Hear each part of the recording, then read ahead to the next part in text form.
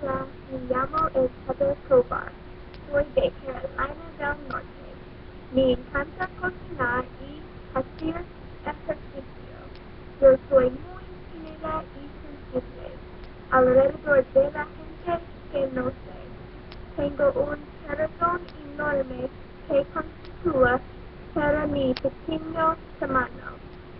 Mientras vivía en España estoy trabajando como barman.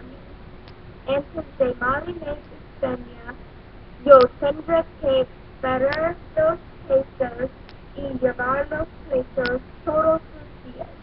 No tiene tiempo para disfrutar de mis fines de semana con los amigos. Gracias a Marines España, ahora me puedo relajar y ver películas o ir bailar con mis